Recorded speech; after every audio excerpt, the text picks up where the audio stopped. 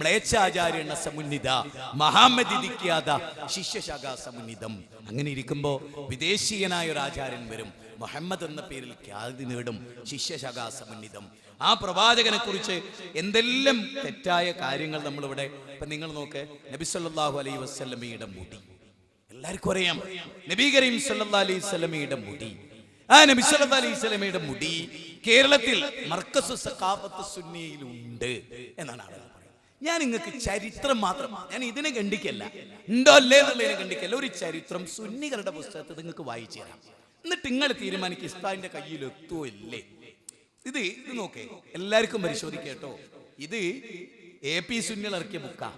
തിരുനബി സല്ലല്ലാഹു അലൈഹി വസല്ലമയും തിരുശേഷിപ്പ്, ഏറ്റവും ലേറ്റസ്റ്റ് ഹസൻ ഇർഫാനി വെട്ടിച്ചിറ. വെട്ടിച്ചിറ ഇവിടെ അടുത്ത് പുത്തൻതാണി കഴിഞ്ഞാൽ ചുങ്കം കഴിഞ്ഞാൽ വെട്ടിച്ചിറ എല്ലാവർക്കും അറിയാലോ. ആ വെട്ടിച്ചിറയിൽ അയാളെ ഫോൺ നമ്പർ വരെ ഇതിലുണ്ട്. ഞാൻ ഫോൺ നമ്പർ വേണേ പറഞ്ഞുതരാം, നിങ്ങൾക്ക് വിളിച്ചു ചോദിക്കാം. ഈ പുസ്തകത്തിൽ നിന്ന് ഞാൻ നിങ്ങൾക്ക് ചില ഭാഗങ്ങൾ വായിച്ച് കേൾപ്പിച്ചു തരാം. വായിച്ച് കേൾപ്പിക്കുമ്പോൾ നിങ്ങൾ പ്രത്യേകം ശ്രദ്ധിക്കണം. ഞാൻ ആ ഭാഗങ്ങൾ വായിച്ചു തരുമ്പോൾ നിങ്ങൾ പ്രത്യേകം ശ്രദ്ധിക്കണം. നോക്കേ, തിരുനബി സല്ലല്ലാഹു അലൈഹി വസല്ലമയുടെ തിരുശേഷിപ്പും ഹസൻ ഇർഫാനി വെട്ടിച്ചിറ, ഇതാണ്. ഇത് ഇന്ന് ഏറെ പ്രസക്തി ഉണ്ട് ഇപ്പോ ഇത് വായിക്കുന്നതിൽ. കേട്ടോളൂ, ഞാൻ ചിലതൊക്കെ വായിക്കാൻ എനിക്ക് മടിയുണ്ട്. ആ മുസ്ലിങ്ങൾക്കൊന്നും കേൾക്കാൻ പറ്റുമെന്നല്ല ചിലതൊന്നും. അവരും ചിന്തിക്കുക എന്തടാ അത്, എന്തൊരു കഥയത്. കേട്ടോളൂ നിങ്ങൾ. പ്രവാചകന്മാരുടെ രക്തവും മൂത്രവും കൊണ്ട് സ്വഹാബത്ത് ബർക്കത്തെടുത്തതായി ധാരാളം റിപ്പോർട്ടുകളിൽ വന്നിട്ടുണ്ട്. ഒന്നാം ഭാഗാണ് എന്താണ്, അമ്പിയാക്കളെ മൂത്രം അതുപോലെ അമ്പിയാക്കളെ രക്തം രണ്ടും അല്ല വിലക്കിയതാട്ടോ. അത് വേറെ വിഷയം. രണ്ടും അല്ല വിലക്കിയാണ്. ഖുർആൻ കൊണ്ട് തന്നെ കാണാം ഒന്ന്, മറ്റേത് ഹദീസിലും കാണാം. എന്താ പറയുന്നത്? പ്രവാചകന്മാരുടെ രക്തവും മൂത്രവും കൊണ്ട് സ്വഹാബത്ത് ബർക്കത്തെടുത്തതായി ധാരാളം റിപ്പോർട്ടുകളിൽ വന്നിട്ടുണ്ട്. എന്നിട്ട് അടുത്ത വാചകം അതിനെ ഖണ്ഡിക്കുന്നതാട്ടോ. ഇവരെന്താ എഴുതുന്നതെന്ന് പോലും കൗമിന് ഓർമ്മല്ല. അടുത്ത് കേട്ടോ, പ്രവാചകൻ സല്ലല്ലാഹു അലൈഹി വസല്ലമയുടെ വിസർജ്യം ഉടനെ തന്നെ അത് ഭൂമി വിഴുങ്ങുമായിരുന്നു. ഇത് രണ്ടും കൂടെ എങ്ങനെ പൊരുത്തപ്പെടുക? ഇത് രണ്ടും കൂടെ എങ്ങനെ പൊരുത്തപ്പെടുക? അതായത് നബി മൂത്രമൊഴിച്ചാലും കാഷ്ടിച്ചാലും അപ്പൊ തന്നെ ഭൂമി മിണുങ്ങും. പിന്നെ സഹാബത്ത് എങ്ങനെ കൊണ്ട് ബർക്കത്തെടുക്കുക? ഭൂമിന്റെ തൊള്ളയിൽ നിന്ന് മാന്തിയിട്ടോ? നിങ്ങൾ ആലോചിച്ച് നോക്കി, ഭൂമിന്റെ തൊള്ളയിൽ നിന്ന് മാന്തിയിട്ടോ? ചിന്തിക്ക്. ഭൂമിയുടെ തൊള്ള ഇവര് പറയാണ് എന്ത്, നബി കാഷ്ടിച്ചാലും മൂത്രിച്ചാലും അതെന്ത് ചെയ്യണുണ്ട്? അത് ഭൂമി മിണുങ്ങുകയാണ്. എന്നാ പിന്നെ വെള്ളവുമായിട്ട് സാപത്ത് കൊണ്ടിരുന്നോ മിണുങ്ങുകയാണെങ്കിൽ? ഇത് നുണയാണ്, കളവാണ്. ഹദീസിലുള്ള ഒന്നല്ല, സഹിയായി റിപ്പോർട്ട് ചെയ്ത ഒന്നല്ല പുഴു അടിക്കുകയാണ്. ഒന്ന്. രണ്ട്, പ്രവാചകന്മാരുടെ മലവും മൂത്രവും രക്തവും ശുദ്ധിയുള്ളതാണെന്ന് പണ്ഡിതപക്ഷം. ഉണ്ടോ? ഹദീസിലുണ്ട്, ആയത്തിലുണ്ട് എന്നല്ല. പണ്ഡിതപക്ഷം. ഏത് പണ്ഡിതപക്ഷം? കാന്തപുരത്തിനെ പോലെ കുറച്ച് ആൾക്കാർ. വേറെ ആരാ കൂട്ടരെ? പണ്ഡിതപക്ഷം. എന്നാ തെളിവ് ധരിക്കണ്ടേ? ഇന്നെന്നാള് സ്വഹാബിമാര് പണ്ഡിതപക്ഷം. മനസ്സിലായോ? രക്തവും കാഷ്ടവും നിങ്ങൾ ആലോചിക്കണം എന്നാ പറയും. പ്രവാചകന്മാരുടെ മലമൂത്രത്തിന്റെയും രക്തത്തിന്റെയും പരിശുദ്ധതയെ കുറിച്ച് ഇമാം സുയൂത്തിക്ക് ഒരു ഗ്രന്ഥമുണ്ട്. തീട്ടത്തിന്റെ മാത്രം പറയുന്ന ഗ്രന്ഥം. എങ്ങനെയുണ്ട്? പച്ച മലയാളത്തിൽ പറഞ്ഞ ഇതൊക്കെ അവര് എഴുതണ്. ഇവര് നിങ്ങൾ എന്താ ഞാൻ ഒന്നും പറയുന്നില്ല. ഇനി ഒരു സംഭവം ഉദ്ധരിക്കുന്നത് കേട്ടോളിട്ടോ. ഇനി സംഭവം ഉദ്ധരിക്കുക. ഉമ്മു ഐമൻ റളിയല്ലാഹു തആലയിൽ നിന്ന് ഇമാം ഹാക്കിം, തബറാനി, ദാറുഖുത്നി എന്നിവർ റിപ്പോർട്ട് ചെയ്യുന്നു. ബി പറഞ്ഞു, നബി സല്ലല്ലാഹു അലൈഹി വസല്ലം തങ്ങൾ രാത്രി മൂത്രിക്കുന്ന ഒരു തളിക ഉണ്ടായിരുന്നു. ഒരു രാത്രി പ്രവാചകൻ അതിൽ മൂത്രിച്ച് കട്ടിലിനടിയിൽ വെച്ചു. ഞാൻ രാത്രി എഴുന്നേറ്റപ്പോൾ എനിക്ക് അമിതമായ ദാഹമുണ്ടായി. ഞാനതെടുത്ത് കുടിച്ചു. നേരം വെളുത്ത് നബി തങ്ങളോട് ഞാൻ മൂത്രം കുടിച്ച കഥ പറഞ്ഞപ്പോൾ തങ്ങൾ ചിരിച്ചുകൊണ്ട് പറഞ്ഞു, ഇനി ഒരു കാലത്തും നിന്റെ വയറിന് അസുഖണ്ടാവില്ല എന്ന് പറയണം. നമ്മൾ ആലോചിച്ചപ്പോൾ മൂത്രം കുടിച്ച കഥ. ഈ ഹദീസുകളൊന്നും സഹീഹല്ല. നിങ്ങൾ മനസ്സിലാക്കണം, മൂത്രവും കാഷ്ടവും നജിസാണ്. നബി സല്ലല്ലാഹു അലൈഹി വസല്ലം അങ്ങനെയാ പഠിപ്പിച്ചത്. അത് ശുദ്ധിയാക്കാനാ പഠിപ്പിച്ചത്. ഇതെല്ലാം കളവാണ് കേട്ടോ. ഇത് നിങ്ങൾ ശരിക്കും മനസ്സിലാക്കുക. വെറുതെ പറയണം. എന്നിട്ട് ഇനി നിങ്ങൾ തിരുശേഷിപ്പുകളും വിമർശകരും. ഇനിയുള്ള പോയിന്റ്, ഇത് ഞാൻ പറഞ്ഞില്ലേ, AP സുന്നി ഉസ്താദ് എഴുതിയ പുസ്തകത്തിൽ നിന്നാ പറയുന്നത്. ഈ മുടി കാന്തപുരത്തിന് കിട്ടൂല എന്ന് ഈ പുസ്തകം പറയുന്നു. അതാണ് ഞാൻ നിങ്ങൾക്ക് വായിച്ചിരുന്നത്. നിങ്ങൾ ശരിക്കും ശ്രദ്ധിക്കുക. തിരുനബി സല്ലല്ലാഹു അലൈഹി വസല്ലമയുടെ പരിശുദ്ധമായ തിരുശേഷിപ്പുകൾ ലോകത്തിന്റെ വിവിധ ഭാഗങ്ങളിൽ സൂക്ഷിച്ചിട്ടുണ്ട്. സഹാബികൾ പലതും അത് സൂക്ഷിച്ചു പോന്നതും മരണസമയത്ത് അത് കഫംപുടവയിൽ നിക്ഷേപിക്കാൻ വസിയത്ത് ചെയ്തതും ഹദീസ് ഗ്രന്ഥത്തിൽ കാണാം. ഇത് രണ്ടും കൂടി എങ്ങനെ ഒക്കുക? ഒറ്റ പാരഗ്രാഫ് തന്നെ രണ്ട് വൈരുദ്ധ്യമുള്ളത്. അതെന്താ? നിങ്ങളെ ശ്രദ്ധിച്ചില്ലേ? ഞാൻ വായിച്ചപ്പോ ഒന്ന് ശ്രദ്ധിച്ചേ. നബി സല്ലല്ലാഹു അലൈഹി വസല്ലമയുടെ പരിശുദ്ധമായ തിരുശേഷിപ്പുകൾ ഇപ്പൊ ലോകത്തിന്റെ വിവിധ ഭാഗത്തുണ്ട്. ഇനി കേട്ടോളൂ ഇട്ട് അടുത്ത വാചകം അതാ പറഞ്ഞ നേരെ മുകളിൽ പറഞ്ഞ എന്താന്ന് താഴെ അറിയില്ല. കാട്ടറൈ അടിച്ചതായിരുന്നു. ഇത് എഴുതുമ്പോ നേരെ താഴെ എന്താണുള്ളത് കേട്ടോളി. സഹാബികൾ പലരും അത് സൂക്ഷിച്ചു പോന്നതും മരണസമയത്ത് അത് കഫംപുടവയിൽ നിക്ഷേപിച്ച് കബറിൽ വെക്കണം എന്ന് പറഞ്ഞ് കൂട്ടരെ പിന്നത് മ്യൂസിയത്തിലെത്തുവോ? പിന്നത് ലോകത്തിന്റെ വിവിധ ഭാഗത്തെത്തുവോ? എന്ത് പൊട്ടപ്പോയത്തെ എഴുതിന്? എന്താ എഴുതിന്? മേലെ വരി എഴുതുമ്പോഴേക്ക് താഴെ മറന്നുപോയി, താഴെ എഴുതിയ മേലെയും മറന്നുപോയി. ഇങ്ങനത്തെ ഒരു കൗമ നമ്മൾ നയിക്കണേ. എന്ത്? സ്വഹാബിമാര് അവരെ കയ്യിൽ നബിയുടെ തിരുശേഷിപ്പ് ഉണ്ടായിരുന്നു, നമ്മളും പറയുന്നുണ്ടായിരുന്നു. പിന്നെ എന്താ ഉണ്ടായത്? അത് സുന്നികൾ പറയട്ടെ, AP സുന്നികൾ പറയട്ടെ. കേട്ടോളി, സ്വഹാബിമാര് വസിയത്ത് ചെയ്തു. വസിയത്ത് ധിക്കരിക്കപ്പെടും. ഒരു സ്വഹാബി മരിക്കുമ്പോൾ പറഞ്ഞ വസിയത്ത് ബാക്കിയുള്ളവർ ധിക്കരിക്കും. പറയണം നിങ്ങളെ എന്താ വസിയത്ത്? ആ നബീന്റെ തിരുശേഷിപ്പൊക്കെ എന്റെ കഫംപുടയിൽ വെച്ച് അതോടൊപ്പം എന്നെ കബറടക്കണം. ഇനി പറയൂ, അത് മ്യൂസിയത്തിലെത്തൂ? തലച്ചോറ് വർക്ക് ചെയ്യുന്ന കുട്ടികളെ, യുവാക്കളെ ആ മൊബൈലിലൊക്കെ വെറുതെ ആവശ്യമില്ലാതെ കളിക്കുന്നല്ലേ, തലച്ചോറൊന്ന് വർക്ക് ചെയ്യും. AP സുന്നികൾ പറയാണെന്ത്? അത് സഹാബിമാര് കഫംപുടയിൽ വെച്ച് കബറിൽ വെച്ചു. ഇനി അത് മ്യൂസിയത്തിലെത്തോ കാന്തപുരത്തിന്റെ എത്തോ? ഒന്ന് തീർന്നില്ലട്ടോ. അടുത്ത കേട്ടോളൂ നിങ്ങൾ. ഓരോ സംഭവം കേൾക്കുമ്പോൾ നമ്മൾ ചിന്തിക്കുക. നമ്മൾ ഈ പള്ളീന്റെ മുകളിൽ എഴുതി വെച്ചൊരു ഹദീസ് കണ്ടില്ലേ? ഏത്? മുടിപ്പള്ളി, മുടിയനായ പുത്രന്റെ മുടിപ്പള്ളി. ആ മുടിപ്പള്ളി അതിൽ എഴുതി വെച്ചൊരു ഹദീസ് കേട്ടോളി. അത് ഇതിലുണ്ട്. ആ ഹദീസിന്റെ മയണ പോലും ചിന്തിക്കാൻ കഴിഞ്ഞു നമുക്ക്. എന്താ കേട്ടോളൂ. ഉബൈദത്ത് റളിയല്ലാഹു അൻഹു പറഞ്ഞു. ഇമാം ബുഖാരി റിപ്പോർട്ട് ചെയ്യാൻ. എന്താ റിപ്പോർട്ട്? കേട്ടോളിട്ടോ, ശരിക്കും ശ്രദ്ധിച്ചോളി. നബി സല്ലല്ലാഹു അലൈഹി വസല്ലമയുടെ ഒരു മുടി എങ്ങനെ ജിഷാമാഹി ചെന്നപ്പോ നബീന്റെ 18 മുടിയാ കിട്ടി. എവിടുന്ന്? ജാലിയൻവാലന്റെ അടുത്ത് 18 മുടി. സഹാബിമാർക്ക് 2 കൂടുതൽ കിട്ടിയിട്ടില്ല. 2ലും 3ലും 5 തായി അങ്ങനെയൊക്കെ റിപ്പോർട്ട്. അതിൽ കൂടുതലൊന്നും ആർക്കും കിട്ടിയിട്ടില്ല. വളരെ ചുരുങ്ങിയ. അതിൽ കേട്ടോളൂ നിങ്ങള്. ഉബൈദത്ത് റളിയല്ലാഹു അൻഹുവിൽ നിന്ന് ബുഖാരി പറയാൻ എന്താ പറയണേ?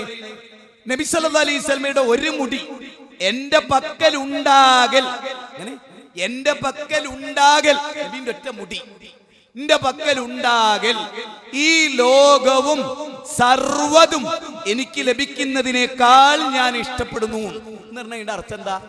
ഒരാളുടെ ഈ സ്വഹാബിയുടെ മുമ്പിൽ ലോകത്തിലെ മുഴുവൻ സമ്പത്തും വെച്ചു. എന്നിട്ട് അദ്ദേഹത്തിന്റെ കയ്യിൽ നബീന്റെ ഒരു മുടിയുണ്ട്. എങ്കിൽ ആ സമ്പത്താണോ വേണ്ടത്, മുടിയാണോ വേണ്ടതെന്ന് വെച്ചാൽ എനിക്ക് ഈ സമ്പത്ത് വേണ്ട, മുടി മതി, ഇത് ഞാൻ ആർക്കും തരൂലാന്ന് ആ സഹാബി പറയും. ഇനി ഞാൻ നിങ്ങളോട് തലച്ചോറ് വർക്ക് ചെയ്യുന്ന VS അച്യുതാനന്ദ പറഞ്ഞ പോലെ അരിയാഹാരം കഴിക്കുന്ന മനുഷ്യന്മാരാണല്ലോ നമ്മളൊക്കെ. നമ്മൾ ഒന്ന് ആലോചിച്ച് നോക്കി എന്താ ഇപ്പൊ പറഞ്ഞത്? അതായത് ലോകത്തെ മുഴുവൻ സമ്പാദ്യത്തെക്കാളും എന്റെ കയ്യിൽ ഒരു മുടിയെ എനിക്ക് വലുത്, ലോകത്തെ മുഴുവൻ സമ്പാദ്യം തന്നാലും ഞാൻ കൊടുക്കൂല. അങ്ങനെ വിശ്വസിച്ചൊരു സഹാബി ആ മുടി മ്യൂസിയത്തിലേക്ക് കൊടുക്കുവോ? ആ മുടി കൈമാറുവോ? ഇല്ലാന്ന് മാത്രമല്ല, അവരാർക്കും കൈമാറിയിട്ടില്ല. അത് തെളിയിക്കുന്ന മറ്റൊരു സംഭവം ഇതേ പുസ്തകത്തിൽ നിന്ന് വീണ്ടും കേട്ടോളൂ, ശരിക്ക് കേട്ടോളൂ, മനസ്സിലാക്കിക്കോളൂ, ശരിക്ക് പഠിച്ചോളൂ. ഇതിൽ പറയാണ്, നമ്മൾ ശരിക്ക് ശ്രദ്ധിക്കേണ്ടതാണ് ഒരു ഭാഗം. 1-2 റിപ്പോർട്ടുകൾ പറയാം. നബി സല്ലല്ലാഹു അലൈഹി വസല്ലമ ധരിച്ചു കൊടുത്ത ഷർട്ട് കേട്ടോളൂ. ഇതിൽ പറയാൻ മുആവിയ റളിയല്ലാഹു അൻഹു തബറുക്കിന് വേണ്ടി സൂക്ഷിച്ചു വെച്ചു. നബിയുടെ ഏതാനും മുടികളും നഖങ്ങളും അപ്രകാരം കരുതി വെച്ചു. ആര്? മുആവിയ റളിയല്ലാഹുവിന്റെ കയ്യില് നബി സല്ലല്ലാഹു അലൈഹി വസല്ലമയുടെ ഒരു ഷർട്ട്, ഏതാനും നഖങ്ങള്, ഏതാനും മുടികള്. മുആവിയ റളിയല്ലാഹുവിന്റെ കയ്യിലായിരുന്നു കൂടുതൽ മുടി ഉണ്ടായിരുന്നത്. നിങ്ങൾ മനസ്സിലാക്കുക. അതിനെന്ത് സംഭവിച്ചു? അത് മുജാഹിദുകളല്ല പറയുന്നത്, സുന്നികളുടെ പ്രസിദ്ധീകരണ പറയുന്നത്. ആ മുടിക്കും ആ നഖത്തിനും ആ കുപ്പായത്തിനും എന്ത് സംഭവിച്ചു എന്ന് സമസ്തക്കാര് പറയട്ടെ. മുജാഹിദുകൾ പറഞ്ഞ കള്ളം പറയാറ്. സമസ്ത പറയട്ടെ, ഹസൻ ഇർഫാനി വെട്ടിച്ചിറ പറയട്ടെ. അയാളെ ഫോൺ നമ്പർ ഈ പുസ്തകത്തിലുണ്ട്, നിങ്ങൾക്ക് വേണമെങ്കിൽ ഞാൻ തരുന്നുണ്ടെങ്കിൽ ചോദിച്ചാൽ മതി. ഇനി കേട്ടോളൂ. മുആവിയ റളിയല്ലാഹുവിന്റെ കയ്യിൽ തബറുക്കിന് വേണ്ടി സൂക്ഷിച്ചു വെച്ച നബിയുടെ ഏതാനും മുടികളും നഖങ്ങളും അപ്രകാരം കരുതി വെച്ചു. അതെല്ലാം, ആ ഷർട്ട്, നഖങ്ങൾ, മുടി, അതെല്ലാം എന്ത് സംഭവിച്ചു കേട്ടോളൂ? അതെല്ലാം മരണശേഷം കഫംപുടവയോടെ ചേർത്തു വേണം തന്നെ കബറടക്കണമെന്ന് മകനായ യസീദിനോട് വസിയത്ത് ചെയ്യുകയുണ്ടായി.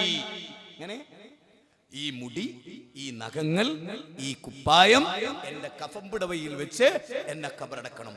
ഇനി ഞാൻ തലച്ചോറ് വർക്ക് ചെയ്യുന്നവരോട് ചോദിക്കുകയാണ്, മുത്തു മുസൽമാനെ, അള്ളാഹുവിനെ പേടിക്കുന്ന മുസൽമാനെ, റസൂൽ സല്ലല്ലാഹു അലൈഹി വസല്ലം സ്നേഹിക്കുന്ന മുസൽമാനെ, മുആവിയയുടെ കയ്യിലെ മുടി പിന്നെ മ്യൂസിയത്തിലെത്തുവോ, ദുബായിലെത്തുവോ, പിന്നെ കാന്തപുരത്തിന്റെ കയ്യിലെത്തുവോ? പറയൂ, പറയൂ, ഇനി കേട്ടോളൂ. മഹാനായ നബിക്ക് ഖിദ്മത്തെടുത്ത അനസ് റളിയല്ലാഹുവിന്റെ കയ്യിൽ നബിയുടെ ഒരു വടി മുടി ഉണ്ടായിരുന്നു. എന്താ ഉണ്ടായത്? അത് അദ്ദേഹം പറയാണ്, അദ്ദേഹത്തിന്റെ ചെറുനാവിന്റെ ചുവട്ടിലും മുടി വെച്ചു. വടിയോ? കേട്ടോളൂ, ശരിക്കും മനസ്സിലായിക്കോളൂ എന്താ ചെയ്തെന്ന് അറിയുങ്ങൾ. വടി, അതായത് ഞാൻ നിങ്ങൾക്ക് പറഞ്ഞുതരാം. ഇത് തൽക്കാലം വടിയായിട്ട് നിങ്ങൾ സങ്കല്പിക്കും. അതിനെങ്ങനെ ഈ സ്വഹാബിയുടെ ശരീരത്തിൽ ഇങ്ങനെ ചേർത്ത് വെച്ച് കഫംപുട പൊതിഞ്ഞ് അങ്ങനെ ഖബറിൽ വെച്ചു. മുടി അദ്ദേഹത്തിന്റെ വായിലും വെച്ചു. അദ്ദേഹത്തിന്റെ വടി, റസൂൽ സല്ലല്ലാഹു അലൈഹി വസല്ലമയുടെ വടി, അദ്ദേഹത്തിന്റെ വലതു ഭാഗത്ത് ചേർത്ത് ഖബറിൽ വെച്ചു.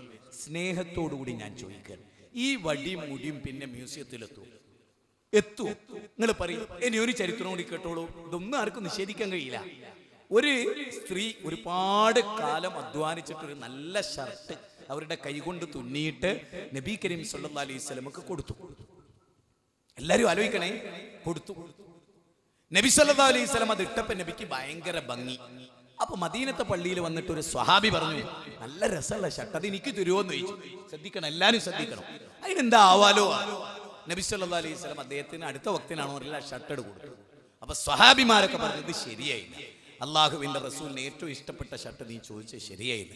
അപ്പൊ ഈ സ്വഹാബി പറയാണ്, കേട്ടോളി, റസൂലിനെ സ്നേഹിക്കുന്നുണ്ടെങ്കിൽ കേട്ടോളി. ഈ സ്വഹാബി പറയാണ്, നിങ്ങൾ എന്താ എന്നെ കുറിച്ച് കരുതിയേ? ഞാൻ ഈ ഷർട്ട് ബോധപൂർവ്വം റസൂലുള്ളാഹിനോട് വാങ്ങിയത്, എനിക്ക് മരിക്കുമ്പോ എന്റെ മയ്യത്ത് ആ ഷർട്ടിൽ വെച്ച് പള്ളിക്കാട്ടിലെ ഖബറടക്കണം. ഞാൻ ചോദിക്കാം, ഈമാൻ ഒരല്പെങ്കിലും മനസ്സിലുള്ള സമസ്തക്കാരോട് ഈ ഷർട്ട് ലോക മ്യൂസിയത്തിലെത്തി എന്ന് കാന്തപുരം പറഞ്ഞാൽ അയാളെ കള്ളനാണ് എന്ന് ഞാൻ പറഞ്ഞാൽ നിങ്ങൾ ഇന്നെ സ്വീകരിക്കണ്ടേ? അതല്ലേ ബുദ്ധിയുള്ളവർ ചെയ്യേണ്ടത്? സുഹൃത്തുക്കളെ, ഒരൊറ്റ മുടിയും ലോകത്ത് നബീന്റെ എന്ന് തെളിയിക്കുന്നത് ലോകത്തൊരിടത്തുമില്ല. മാത്രമല്ല, ഇതൊക്കെ ഞാൻ നിങ്ങളെ കിതാബ് നാദൽ ഉദ്ധരിച്ചു. ഇനി പറയൂ, ആ മുടി കാന്തപുരത്തിന്റെ കയ്യിലുണ്ടോ? ജിഷാൻ മാഹി, നൗഷാദ് ഹസനി, മുഹമ്മദ് രാമന്തളി, അലവി, അതുപോലെ തന്നെ പൊന്മള അബ്ദുൽ ഖാദർ മുസ്ലിയാർ ഒക്കെ ഇപ്പൊ മുടി വിവാദത്തിൽ എവിടെയാന്ന് ചോദിക്കും. എന്തേ പറ്റിയത്? ഇപ്പം മൂപ്പര് പറയുന്നത് എന്റെ കയ്യിൽ പൊടിയുണ്ട്. ലോകത്തിന്ന് വരെ ഒരാളും പറയാത്ത റസൂലിന്റെ കബറിടത്തിലെ പൊടിയുണ്ട് കയ്യിലുണ്ട്. ലോകത്ത് മുടി പല സ്വാഭിമാരും കൊണ്ടുവന്നിരുന്നു. പൊടിയോ? നബീനെ കബറടക്കിയിട്ട് വിജനമായി കിടന്ന കാലത്ത് പൊടി ഉണ്ടാവുമല്ലോ, അതെടുത്ത് വിതരണം ചെയ്തിരുന്നു. ഉസ്താദ് പറയാണ്, ഇപ്പോ മദീനത്തെ സർക്കാർ എനിക്ക് പൊടിയും തന്നിട്ടുണ്ട്. അപ്പൊ സംസം വെള്ളവും പൊടിയും മുടിയുടെ ഇട്ട വെള്ളം. ഞങ്ങളോട് പറയാ, ഈ മുടി കിട്ടി ബോംബെയിൽ വിൽക്കുന്ന ചില പൊടി ഉണ്ട്, അത് ഉസ്താദിന് കിട്ടൂല എന്ന് ഞാൻ പറയില്ല. അതുമായിട്ടായിരിക്കും കൂടുതൽ ബന്ധം എന്ന് വിശ്വസിക്കുന്ന ഒരാളാണ് ഞാൻ. അതുകൊണ്ട് അങ്ങനത്തെ പൊടിയും കിട്ടിയിട്ടുണ്ടാവും. ഇപ്പൊ പറയുന്നറിയോ, 350 കൊല്ലമുള്ള ഒരു പുതപ്പിന്റെ കഷ്ണവും കൂടി കിട്ടിയിട്ടുണ്ട്. ഈ സമസ്തക്കാർ എന്തൊക്കെ ഉസ്താദ് തന്നിട്ട് തിന്നണ്ടും കുടിക്കേണ്ടിയും വരും. ഒരു 10 കൊല്ലം കഴിഞ്ഞാൽ ഉസ്താദ് ചിലപ്പം പറയും, റസൂല് കാഷ്ടിക്കുകയും ഭൂമി നൂറ്റാണ്ടുകളോളം വിഴുങ്ങി ദഹിപ്പിക്കാതെ വെക്കുകയും ചെയ്ത ഒരിത്തിരി നബീന്റെ കാഷ്ടം എനിക്ക് കിട്ടിയിട്ടുണ്ട്, അത് വെള്ളത്തിൽ കലക്കി കുടിക്കാൻ തരക്കേടുള്ള വരി. ഞാൻ പറയണു, ആ ചിലപ്പോ കാന്തപുരത്തിന് കൊന്നിട്ട് വരെ ആ വെള്ളം ജനങ്ങൾ കുടിച്ചു. അത്തരത്തിൽ അന്ധവിശ്വാസം വളർത്തി ഇയാളെങ്ങൾ തിരിച്ചറിയണം. ജനങ്ങളെ എന്താ അവനാൻ ചെയ്യണമെന്ന് നല്ലൊരു ബോധം എല്ലാവർക്കും വേണം. പടച്ചോനെ ഓർത്തിട്ട് നിങ്ങൾ പഠിക്കണം ഞാൻ പറയും. ഇപ്പോ AP സുന്നികൾ തമ്മിൽ നടക്കുന്ന വാദപ്രതിവാദങ്ങൾ ബൈലക്സ് കയറി നോക്കണം, നെറ്റിൽ കയറി നോക്കണം, വാട്സപ്പിൽ കയറി നോക്കണം. നിങ്ങൾ നോക്കണം, അവർ തമ്മിലാ പറയുന്നത്. ഈ മുടി വെള്ളട്ട് കൊടുത്ത് നിങ്ങൾ എന്നെ ചിന്തിച്ചോ, മുടി ഉണ്ടായിരുന്നു എന്ന് ഉറപ്പുള്ള ആളുകളാണല്ലോ സ്വഹാബത്ത്. സമ്മതിച്ചല്ലോ നിങ്ങള്. ആ സ്വഹാബത്ത് നബിയെ ഏറ്റവും കൂടുതൽ സ്നേഹിച്ചവരല്ലേ കൂട്ടരെ? നിങ്ങൾ ചിന്തിച്ചു, റബീഉൽ അവ്വൽ എത്ര വന്നു? റബീഉൽ അവ്വൽ വന്നു? ഒരു ഉദാഹരണം പറയാം. 2 കൊല്ലവും 3 മാസവും 10 ദിവസവും ഇസ്ലാമിന്റെ ഖിലാഫത്ത് ഏറ്റെടുത്തു ആര്? അബൂബക്കർ സിദ്ദീഖ് റളിയല്ലാഹു അൻഹു. 10 കൊല്ലം ഇസ്ലാമിന്റെ ഖിലാഫത്ത് ഏറ്റെടുത്തു ഉമർ ഇബ്നുൽ ഖത്താബ്. 12 കൊല്ലം ഉസ്മാൻ ഇബ്നു അഫ്ഫാൻ റളിയല്ലാഹു അൻഹു ഇസ്ലാമിന്റെ ഖിലാഫത്ത് ഏറ്റെടുത്തു. 6 കൊല്ലം അലി ഇബ്നു അബീ ത്വാലിബ് ഏറ്റെടുത്തു. ഞാൻ ചോദിക്കുന്നു, അബൂബക്കർ സിദ്ദീഖ് റളിയല്ലാഹുവിന്റെ കാലത്ത് 2 റബീഉൽ അവ്വൽ വന്നു. നബീന്റെ മുടി വെള്ളത്തിലിട്ടിട്ട് ആ വെള്ളം കന്നാസ് കണക്കിന് കൊടുത്തൊരു ചരിത്രങ്ങൾ ഉദ്ധരിക്കും. എന്താ? നബീനോട് സ്നേഹമില്ലായിട്ടാ? ഉണ്ട്. അതുകൊണ്ടാണ് അവർ ചെയ്യാത്തത്. കാരണം സ്നേഹം വിറ്റ് കായ് ഉണ്ടാക്കലല്ല. ഞങ്ങൾ 10 കൊല്ലം മുമ്പ് പറയും, നിങ്ങൾക്ക് 10 കൊല്ലം കഴിഞ്ഞിട്ട് മനസ്സിലാവും. ഇപ്പൊ ഞങ്ങളൊരു കാര്യം പറയും, നിങ്ങൾക്ക് 10 കൊല്ലം കഴിഞ്ഞിട്ട് മനസ്സിലാവും. അതുകൊണ്ട് ഇപ്പൊ പറയുന്ന വിശ്വസിച്ച് ജീവിച്ചാൽ മാനവും നഷ്ടവും ഒക്കെ കിട്ടും. നിങ്ങൾക്ക് ഒക്കെ രക്ഷപ്പെടും. കായും കിട്ടും, മാനവും പോവില്ല. ഒക്കെ നിങ്ങൾ സംരക്ഷിക്കാം. അല്ലെങ്കിൽ മാനവും അയാൾ പോക്കും, കാശും പോക്കും, ഇഹലോകം പോക്കും, പരലോകം പോക്കും. അതുകൊണ്ട് EK സുന്നിൽ എന്നത്തെ പത്രത്തില് എന്താ, മലപ്പുറത്ത് ഏറ്റവും ശക്തമായി EK സുന്നിൽ വാദിക്കുന്നു, ആ മുടി നാളെ മുടിയാണ്, നബീന്റെ മുടിയല്ല. അതുകൊണ്ട് കാന്തപുരം സമൂഹത്തോട് മാപ്പ് പറയണം. ഇനി നിങ്ങൾ ആലോചിച്ച് നോക്ക്, AP സുന്നികൾ എന്ന് പറയാൻ അമ്മുക്കുട്ടീന്റെ മുടിയാണ്. ആ മുടിയല്ലേ 40 കോടി പള്ളിയിൽ ഇനി അയാൾ വെക്കുക? ലോകത്തിങ്ങനെ റസൂലിനോട് ക്രൂരത ചെയ്ത ജൂതന്മാര് പോലും ഉണ്ടോ മണ്ണില്? ഉണ്ടോ? ആലോചിക്കും മുസ്ലിങ്ങളെ, ജൂതന്മാര് പോലും ഉണ്ടോ? അമ്മുക്കുട്ടീന്റെ മുടി പള്ളിയിൽ വെച്ചിട്ട് അതിനാരാധിക്കുന്ന ഒരു കൗമനുണ്ടാക്കി കോടികൾ സമ്പാദിക്കുന്ന ഈ മാർക്കറ്റിംഗ് സ്ട്രാറ്റജി അറിയുന്ന ഈ സാമ്രാജ്യത്വ ശക്തികളുടെ നേതാവിനെ, സാമ്രാജ്യത്വ ശക്തികളുടെ ഏറ്റവും വലിയ നേതാവ് അയാൾ തിരിച്ചറിയണം. പടച്ചോൻ കാക്കട്ടെ എന്ന് നിങ്ങളോട് പറയും. റബ്ബ് സുബ്ഹാനഹു വ തആല കാക്കട്ടെ. പഠിക്കാൻ നമ്മൾ സന്നദ്ധരാകുക, വായിക്കാൻ നമ്മൾ സന്നദ്ധരാകുക. ഇനിയുള്ള കാലത്ത് ആരും നമ്മളെ ചൂഷണം ചെയ്യുക. പടച്ചോനെ ഒരു പണ്ഡിതന്മാർക്ക്, ഒരു മൗലവിമാർക്ക്, ഒരു മുസ്ലിംമാർക്ക് നമ്മളെ ചൂഷണം ചെയ്യാൻ അവസരം ഉണ്ടാകരുത്. അല്ലാഹു സുബ്ഹാനഹു വ തആല അനുഗ്രഹിക്കട്ടെ. സുഹൃത്തുക്കളെ, എല്ലാവരോടും എനിക്ക് പറയാനുള്ളത് മരണത്തിന് ശേഷമുള്ള ഒരു ജീവിതം. വമാ തദ്രീ നഫ്സും മാദാ തക്സിബു ഗദൻ വമാ തദ്രീ നഫ്സും ബിഅയ്യി അർളിൻ തമൂത്. എന്താ ലോകത്ത് ഏത് നിമിഷവും നിങ്ങൾ മരിച്ചു. താനൂർ വാഹന അപകടം, പെരിന്തൽമണ്ണയിലെ വാഹന അപകടം, 5 ആൾ, അതിന് പുറമെ മലയാളികൾ മരിച്ചത് വേറെ. എത്ര ആളുകൾ മരിക്കണേ. നാളെ നിങ്ങളും ഞാനും മരിക്കൂലേ? നാളെ നിങ്ങളും ഞാൻ ഇതുപോലെ മരിച്ചു പോകൂലേ? അതുകൊണ്ട് മരിക്കണതിന് മുമ്പ് ഹക്കും ബാത്തിലും നിങ്ങൾ ആരും മുജാഹിദ് മെമ്പർഷിപ്പ് എടുക്കണം ഞങ്ങൾ പറയില്ല. നിങ്ങൾ പഠിക്കണം എന്നേ പറയുന്നു. ചതിക്കാൻ നിന്ന് കൊടുക്കരുത്. ഇനി മേലെങ്കിലും ചതിക്കാൻ നിന്ന് കൊടുക്കരുത്. ആ വെള്ളം കുടിക്കാൻ ആരും പോകരുത്. അത് അമ്മുക്കുട്ടിയുടെ മുടിയാണ്, ആരും അത് സ്വീകരിക്കരുത്. നിങ്ങൾ കാര്യങ്ങൾ മനസ്സിലാക്കി മുന്നോട്ട് പോവിൻ. അല്ലാഹു സുബ്ഹാനഹു വ തആല നമ്മെ അനുഗ്രഹിക്കുമാറാകട്ടെ. ഞാൻ എൻ്റെ വാക്ക് അവസാനിപ്പിക്കാം. അപ്പൊ അല്ലാഹു സുബ്ഹാനഹു വ തആല ഹക്കും ബാത്തിലും വേർതിരിച്ച് മനസ്സിലാക്കി അതനുസരിച്ച് ജീവിക്കുന്ന മുത്തഖികളിൽ അല്ലാഹു നമ്മെ ഉൾപ്പെടുത്തുമാറാകട്ടെ. ആരെയും വേദനിപ്പിക്കാനല്ല പറഞ്ഞത്. പരലോകത്ത് വേദനിക്കരുത്, നരകത്തിന്റെ ശിക്ഷ കൊണ്ട് വേദനിക്കരുത് എന്ന ആത്മാർത്ഥത കൊണ്ടാണ് ചില കാര്യങ്ങൾ പറഞ്ഞത്. അല്ലാഹു സുബ്ഹാനഹു വ തആല അനുഗ്രഹിക്കുമാറാകട്ടെ. ഹക്കും ബാത്തിലും വേർതിരിച്ച് മനസ്സിലാക്കി ജീവിക്കാൻ അല്ലാഹു തൗഫീഖ് ചെയ്യുമാറാകട്ടെ. സത്യത്തിന് വേണ്ടി ജീവിച്ച് മരിക്കുന്ന മുത്തഖികളിൽ അല്ലാഹു നമ്മെ ഉൾപ്പെടുത്തുമാറാകട്ടെ. അല്ലാഹുമ്മ ഗ്ഫിർ ലിൽ മുഅ്മിനീന വൽ മുഅ്മിനാത്ത് വൽ മുസ്ലിമീന വൽ മുസ്ലിമാത്ത് അൽഅഹ്യാഇ മിനൽ അംവാത്ത് റബ്ബനാ ഹബ് ലനാ മിൻ അസ്വാജിനാ വദുർരിയ്യാതിനാ ഖുർറത അഅ്യുനിൻ വജ്അൽനാ ലിൽ മുത്തഖീന ഇമാമാ റബ്ബനാ ലാ തുസീ ഖുലൂബനാ بعد إذ هديتنا وهب لنا من لدنك رحمة إنك أنت الوهاب اللهم يا مقلب القلوب ثبت قلوبنا على دينك ربنا آتنا في الدنيا حسنة وفي الآخرة حسنة وقنا عذاب النار آمين برحمتك يا أرحم الراحمين السلام عليكم ورحمة الله وبركاته.